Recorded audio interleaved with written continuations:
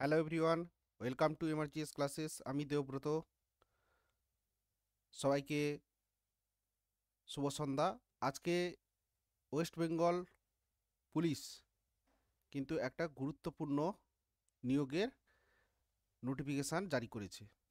তো দেখতেই পাচ্ছ, West Bengal police new vacancy 2024 এবং ডাব্লিউবিপি কনস্টেবল এবং লেডি কনস্টেবল 2024-এর কিন্তু নোটিফিকেশান প্রকাশ করেছে। তো আজকে আমরা এই ভিডিও শুরু করার আগে দেখব যে এই পরীক্ষায় কিছু কি চেঞ্জ করেছে, বা এই পরীক্ষার বয়স কত, যোগ্যতা কত, ভ্যাকেন্সি কত, সিলেবাস কি, শূন্যপদ কত, সমস্ত কিছু কিন্তু আমরা আজকের ভিডিওতে জানবো। দেখো, এটা হচ্ছে ওয়েস্ট বেঙ্গল পুলিশের পুলিশ রিক্রুটমেন্ট বোর্ডের কিন্তু অফিসিয়াল ওয়েবসাইট। তো সেখানে কিন্তু দিয়েছে recruitment to the post of constable in the West Bengal police 2024। তো নোটিশটা এটাই দিয়েছে। তো এই যে ওয়েস্ট বেঙ্গল পুলিশের রিক্রুটমেন্ট হবে কনস্টেবলে, প্রথমে দিয়েছে যে পোস্টটা হচ্ছে constable in West Bengal police 2024, ঠিক আছে। এবার এলিজিবিলিটি ক্রাইটেরিয়ার মধ্যে প্রথমে হচ্ছে এজ, অর্থাৎ বয়স। বয়স কি বলছে, যে 18 থেকে 30 বছরের মধ্যে হতে হবে।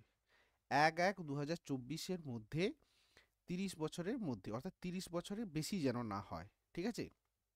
তারপরে শিডিউল কাস্ট এবং শিডিউল ট্রাইব তো 5 বছর ছাড় পাবে। ওবিসি এবং ওবিসি এ, ওবিসি বি 3 বছরের ছাড় পাবে। থার্ড জেন্ডারের ক্ষেত্রে 3 বছর। সিভিক ভলেন্টিয়ার এবং ভিলেজ পুলিশ ভলেন্টিয়ার্স যারা ওয়েস্ট বেঙ্গল পুলিশে আছে, তাদের জন্য কিন্তু 5 বছরের বয়সে ছাড় আছে, ঠিক আছে। এবং total number of years of the completed service in case of ex serviceman candidate subject to maximum age of 40 years.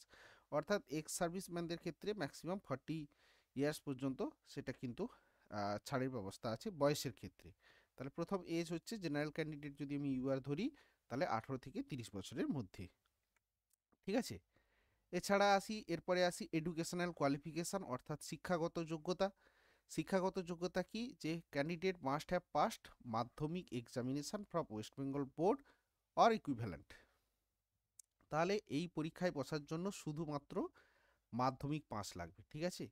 Language কি লাগবে, ল্যাঙ্গুয়েজ হচ্ছে বাংলা বলতে, পড়তে এবং লিখতে জানতে হবে। The applicant must be able to speak, read and right in Bengali languages, ঠিক আছে। এবার হিল রিজিয়ান, অর্থাৎ হিল সাব ডিভিশন দার্জিলিং কালিম্পংয়ের ক্ষেত্রে এটা ছাড় আছে, সেক্ষেত্রে নেপালি ল্যাঙ্গুয়েজের আছে, ঠিক আছে। আচ্ছা, যারা এনভিএফ, হোমগার্ড এবং সিভিক ভলেন্টিয়ার্স ভাইয়েরা ফর্ম ফিল আপ করবে, তাদের ক্ষেত্রে কিন্তু 3 বছরের সার্ভিসটা কিন্তু কমপ্লিট হতে হবে এই 1/1/2024-এর মধ্যে, ঠিক আছে।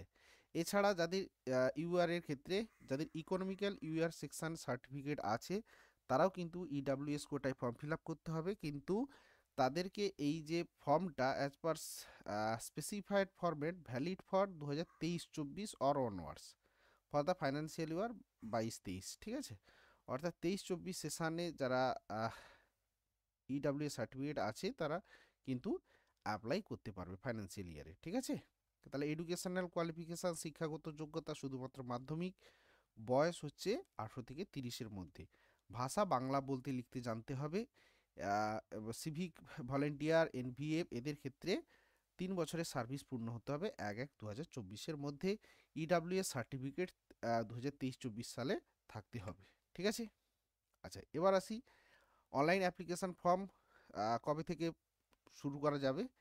তো online application form submitted through online only during the period 7/3/2024, অর্থাৎ 7ই মার্চ 2024 থেকে 5/4/2024 পর্যন্ত, অর্থাৎ 7ই মার্চ থেকে 5ই এপ্রিল, প্রায় 1 মাস সময়।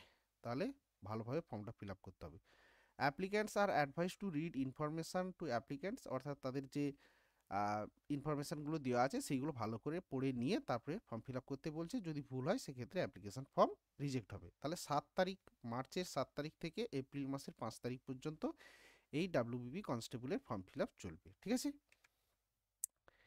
এছাড়া যারা যদি ফর্ম ফিল আপে কারোর ক্ষেত্রে কিছু ভুল হয়, সেক্ষেত্রে কিন্তু একটা এডিটিং উইন্ডো দেবে, ঠিক আছে। Except permanent state, mobile number, phone number, email ID, এগুলো ছাড়া কিছু চেঞ্জ করতে দেবে। যদি সেটা হচ্ছে 8/4 থেকে 14/4, অর্থাৎ 8ই এপ্রিল থেকে 14, তবে ফর্ম ফিল আপ করার সময় সবাইকেই চেষ্টা করতে হবে যাতে ফর্ম ফিল আপে কোনো রকম ভুল না হয়। সেক্ষেত্রে আমার যদি ভুলই নাই হয় তাহলে আমার এডিটিংয়ের কোনো সমস্যাই নেই, এডিটিংয়ের গল্পই নেই।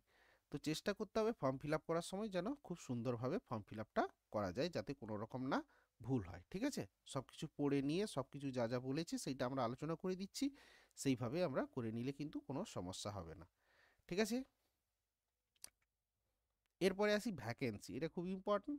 আমরা আগে থেকেই শুনছিলাম যে 12,000 ভ্যাকেন্সি আসবে, 12,000 ভ্যাকেন্সি। তো আদৌ কি 12,000? না, 12,000 কিন্তু ভ্যাকেন্সি দেয়নি, তার চেয়ে খানিকটা একটু কম দিয়েছে। দেখতে পাচ্ছি নাম্বার অফ ভ্যাকেন্সি, এগুলো হচ্ছে বিভিন্ন ক্যাটাগরি ভাগ করে দিয়েছে। UR, UR EC, UR NVF, এই করে ইউআর সিভিক, ইডাব্লিউএস, ইডাব্লিউএস এর এক্সামটেড, শিডিউল কাস্ট, এই করে করে টোটাল কিন্তু ভ্যাকেন্সি 10,255 ভ্যাকেন্সি, কম নয়। হিউজ ভ্যাকেন্সি, 10,255 শুধুমাত্র কনস্টেবলে। কয়েকদিন আগে আমরা দেখেছিলাম কেপি কনস্টেবলে 3,700-র বেশি ভ্যাকেন্সি ছিল। আজকে আমরা দেখতে পেলাম ডাব্লিউবিপি কনস্টেবলে কিন্তু 10,255 ভ্যাকেন্সি। তার মধ্যে মেল ভ্যাকেন্সি 7,228টি এবং ফিমেলদের জন্য ভ্যাকেন্সি 3,027। একটা হিউজ ভ্যাকেন্সি, একটা বিরাট সুযোগ। যারা একেবারেই কোনো কিছু চাকরি নেই তাদের জন্য কিন্তু, যারা ফিজিক্যালি একটু ফিট, হাইট ওয়েটে ঠিকঠাক হয়ে যাচ্ছে, তারা কিন্তু কোমর বেঁধে আজ থেকে লেগে পড়ো। তাহলে ভ্যাকেন্সি কত? নর্মালি ইউআর যাদের, শুধুমাত্র ইউআর কোনো ক্যাটাগরিতে পড়ছে না, তাদের ক্ষেত্রে মেল ভ্যাকেন্সি 1,224 এবং ফিমেল ভ্যাকেন্সি 510, কম নয় ভ্যাকেন্সি, টোটাল 1,734। ঠিক আছে, ইডাব্লিউএসএ ভ্যাকেন্সি আছে 197 মেলদের ক্ষেত্রে, আর সরি 576, ইডাব্লিউএস এর ক্ষেত্রে 576 এবং ফিমেলদের ক্ষেত্রে 240। ঠিক আছে, সিভিং ভলেন্টিয়ার ইউআর এর ক্ষেত্রেও 576 এবং 240 হচ্ছে ফিমেলদের ক্ষেত্রে, 816 টোটাল। তো এই করে টোটাল কিন্তু ভ্যাকেন্সি 10,255, মেল হচ্ছে 7,228 এবং ফিমেল হচ্ছে 3,027। ঠিক আছে, এরপরে এই ইডাব্লিউ সার্টিফিকেটটা আমাদের ঠিকঠাক থেকে বের করতে হবে, যেটা হয় ইস্যুইং অথরিটি 23-24 ফাইন্যান্সিয়াল ইয়ারের ক্ষেত্রে। ঠিক আছে,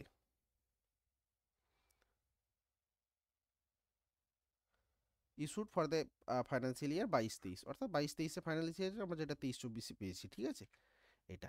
এরপরে আসি যে মিনিমাম ফিজিক্যাল মেজারমেন্ট ক্যান্ডিডেটস, অর্থাৎ ফিজিক্যাল মেজারমেন্টটা কতটা কি প্রয়োজন সেটা আমরা একটু দেখে নিই, এটা খুব গুরুত্বপূর্ণ। একই রেখেছে মেল ক্যান্ডিডেটদের ক্ষেত্রে, candidates for of all categories other than Gorkha, Garhwali, Rajbanshi and schedule tribes, এইটা বাদে সমস্ত ক্যান্ডিডেটদের জন্য হাইট হতে হবে 167 সেন্টিমিটার, ওয়েট হতে হবে 57 কেজি, আর চেস্ট হতে হবে 78 সেন্টিমিটার উইদাউট এক্সপেনশন, অর্থাৎ না ফুলিয়ে, এবং 83 সেন্টিমিটার, অর্থাৎ 5 সেন্টিমিটার এক্সপানশন করতে হবে, 5 সেন্টিমিটার ফুলিয়ে হচ্ছে 83। তার চেয়ে বেশি হলে অসুবিধা কিছু নেই। এরপরে গোর্খা, গারোয়ালি, রাজবংশী, শিডিউল ট্রাইবদের ক্ষেত্রে হাইট হতে হবে 160 সেন্টিমিটার, ওয়েট হতে হবে 53 কেজি, এবং চেস্ট হতে হবে 76 সেন্টিমিটার উইদাউট এক্সপেনশন, অর্থাৎ না ফুলিয়ে, এবং ফুলিয়ে হচ্ছে 81 সেন্টিমিটার। ঠিক আছে, ফিমেলদের ক্ষেত্রে candidate for all categories other than Gorkha, Garhwali, Rajbanshi, schedule types, অর্থাৎ সমস্ত ক্যান্ডিডেট এই পার্টটা বাদ দিয়ে, সেক্ষেত্রে হাইট হতে হবে 160 সেন্টিমিটার, ওয়েট হতে হবে 49 কেজি, চেস্টের জন্য কোনো লাগবে না। ফিমেল গোর্খা, গারোয়ালি, রাজবংশী, শিডিউল টাইপদের ক্ষেত্রে 152 সেন্টিমিটার এবং ওয়েট হচ্ছে 45 কেজি। ঠিক আছে, থার্ড জেন্ডারদের ক্ষেত্রে candidates for all categories other দেন এই সমস্ত ক্যাটাগরি 163 সেন্টিমিটার হাইট এবং ওয়েট হচ্ছে 52 কেজি। আচ্ছা, গোর্খা, গারোয়ালি থার্ড জেন্ডার থেকে 155 centimetre height, 48 kg weight, chest হচ্ছে নট অ্যাপ্লিকেবল। ঠিক আছে, এই হচ্ছে আমাদের ফিজিক্যাল মেজারমেন্ট প্রয়োজন। এরপরে আসি ফিজিক্যাল এফিসিয়েন্সি টেস্ট, অর্থাৎ যে ফিজিক্যালটা হবে সেটা কি হবে। মেল ক্যান্ডিডেটদের ক্ষেত্রে কি হবে, 1600 মিটার দৌড়াতে হবে 6 মিনিট 30 সেকেন্ডে। Male candidate 1600 metre 6 minute 30 second. Female ক্যান্ডিডেটদের ক্ষেত্রে 800 মিটার 4 মিনিট। থার্ড জেন্ডারদের ক্ষেত্রে 800 মিটার 3.5 মিনিটে 3 মিনিট 30 সেকেন্ড। ঠিক আছে, এটা গেল ফিজিক্যাল এফিসিয়েন্সি টেস্ট। এবার আসি মেথড অফ রিক্রুটমেন্ট। এইখানে কি কিছু চেঞ্জ হয়েছে? হ্যাঁ, এইখানে কিন্তু একটা গুরুত্বপূর্ণ চেঞ্জ হয়েছে, যেটা কিন্তু তোমাদের জন্য খুব ভালো খবর। কি বলেছে? The post of constable in West Bengal police shall be filled up on the basis of written examination followed by physical measurement test, physical efficiency test and interview to be conducted by the West Bengal board of West Bengal police recruitment board. অর্থাৎ প্রথমেই কিন্তু একটা written examination হবে, যেটা আগে প্রিলি ছিল সেই প্রিলিটাকে উঠিয়ে দিচ্ছে, যে মেন টাইপের পরীক্ষাটা হতো সেইটা প্রথমে, অর্থাৎ পরীক্ষা প্রথমে, তারপরে পিইটি, পিএমটি, তারপরে ইন্টারভিউ। অর্থাৎ মেন্স যে পরীক্ষাটা ছিল মাঝখানে, অর্থাৎ আগে প্রিলি হতো, তারপরে ফিজিক্যাল মাঠ হতো, তারপরে মেন্স, তারপরে ইন্টারভিউ, অর্থাৎ মাঝখানে যে মেন্স পরীক্ষাটা সেইটা উঠিয়ে দিয়েছে। এবার পরীক্ষাটা কীরকম হচ্ছে আমরা দেখে নিই। রিটিন এক্সাম টেস্টটা কী হবে, 85 নাম্বারের পরীক্ষা হবে, এমসিকিউ পরীক্ষা 1 ঘন্টায়। অর্থাৎ মেন্স পরীক্ষাটাকে প্রিলির জায়গায় বসিয়ে দিয়েছে, প্রিলির পরীক্ষাটা কিন্তু আর হচ্ছে না।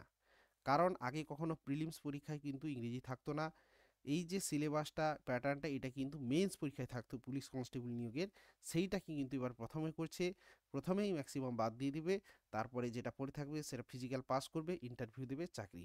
অনেকটাই ভালো জিনিস, পরীক্ষা দুবার দিতে হচ্ছে না, একটাই পরীক্ষা দিতে হচ্ছে, একবারই পরীক্ষা, সময়ও অনেক কম লাগবে রিক্রুটমেন্টের ক্ষেত্রে, কারণ প্রথমে পরীক্ষা, তারপরে মাঠ, তারপরে ইন্টারভিউ, তারপরে চাকরি, বাস। তাহলে কিন্তু পরীক্ষা পদ্ধতিতে চেঞ্জ, যেটা আমরা কেপিতে কিন্তু কেপি কনস্টেবলের ক্ষেত্রে কিন্তু চেঞ্জ পাইনি, আগের মতোই ছিল, কিন্তু এই ডাব্লিউবিপি পরীক্ষায় কিন্তু যে কনস্টেবল দিল তাতে কিন্তু চেঞ্জ। ঠিক আছে, 10,255 ভ্যাকেন্সি, অর্থাৎ 1 ঘন্টায় 85 নাম্বারের পরীক্ষা হবে, 1 মার্কস করে থাকবে, নেগেটিভ মার্কিং থাকবে। ঠিক আছে, এরপরে তোমাদের হবে এই দেখো, West Bengal police will decide the prescribe scheme, syllabus, date and venue for the written exams. The marks obtained in the written examination will be taken into account while percentile preparing the merit list for selection.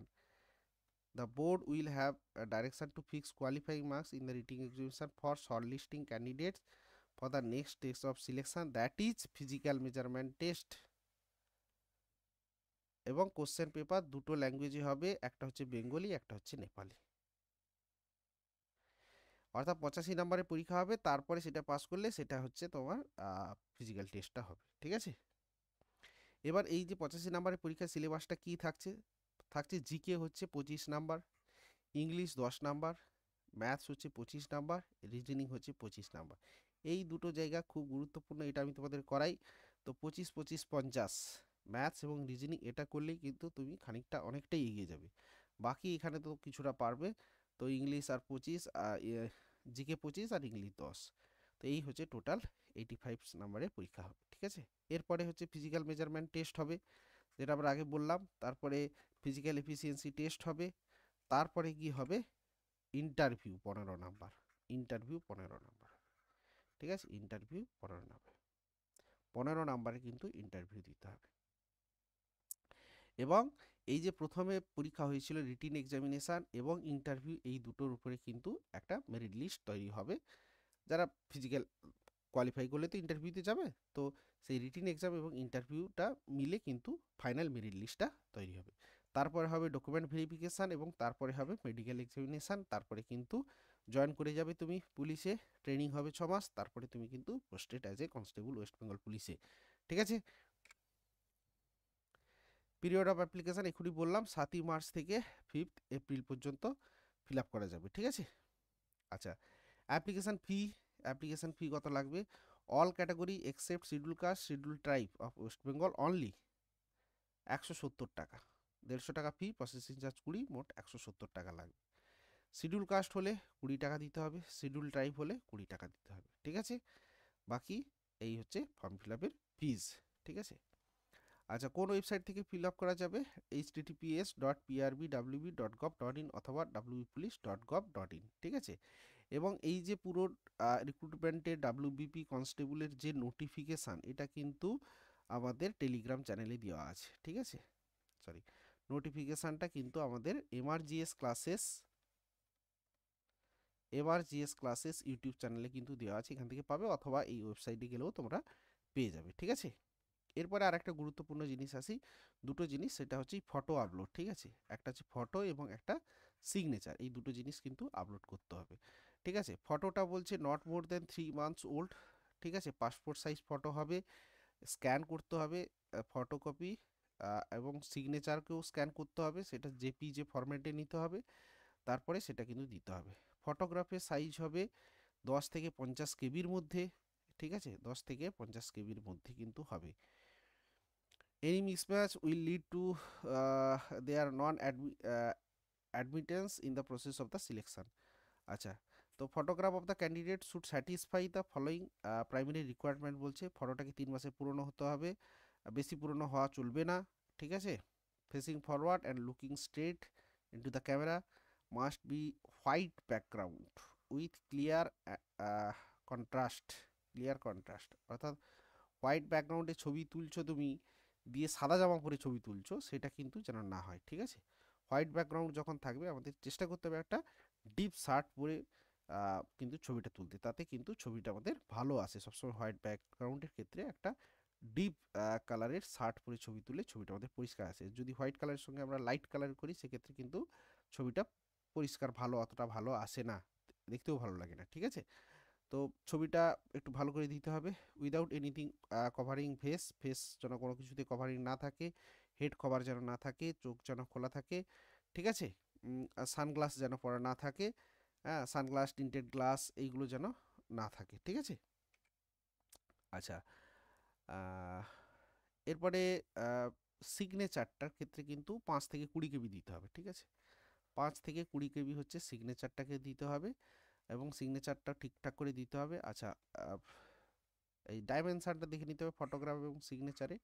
Dimension ফটোগ্রাফে 4.5 centimetre থেকে 3.5 centimetre width, আর সিগনেচারের ক্ষেত্রে 1.7 metre height থেকে 9.2 centimetre width. এইটা কিন্তু যেখানে যার কাছে form fill up করবে বা সাইবার ক্যাফের দোকানে গেলেই কিন্তু এটা এই ফর্ম্যাটে তোমাকে বানিয়ে দেবে। এইগুলো যেন ভুল না হয়, এগুলো ভুল হলে কিন্তু সেক্ষেত্রে তোমার ফর্মটা রিজেক্ট হয়ে যাওয়ার সম্ভাবনা থাকে। তাই ফর্মটা এমনভাবেই ফিল আপ করবো যাতে কোনো রকম না আমাদের অসুবিধা হয়, ঠিক আছে। তো এই ছিল ওয়েস্ট বেঙ্গল পুলিশ কনস্টেবল এবং লেডি কনস্টেবলের যে রিক্রুটমেন্ট নোটিশ তার তর্জমা, মোটামুটি বিষয়বস্তু এটাই। তাহলে ফর্ম ফিল আপ হচ্ছে 7 তারিখ থেকে 7 মার্চ থেকে 5ই এপ্রিল পর্যন্ত, ঠিক আছে। 10,000 ভ্যাকেন্সি, কিচ্ছু কারোর কোনো কথা শোনার দরকার নেই, সামনে ভোট, কিচ্ছু শোনার দরকার নেই। দরজা বন্ধ করে পড়াশোনা করো, চাকরি কিন্তু 24 সালেই হবে, ঠিক আছে। তো সবাইকে আমার আগাম শুভেচ্ছা রইল, বেস্ট অফ লাক, ঠিক আছে। ফর্ম ফিল আপ করে দাও। আর ভিডিওটা শেষ পর্যন্ত দেখার জন্য অনেক ধন্যবাদ। চ্যানেলটা যদি নতুন থাকো অবশ্যই সাবস্ক্রাইব করো, বন্ধুদের মধ্যে শেয়ার করো। Thank you, tata, bye bye, দেখা হবে পরের ভিডিওতে।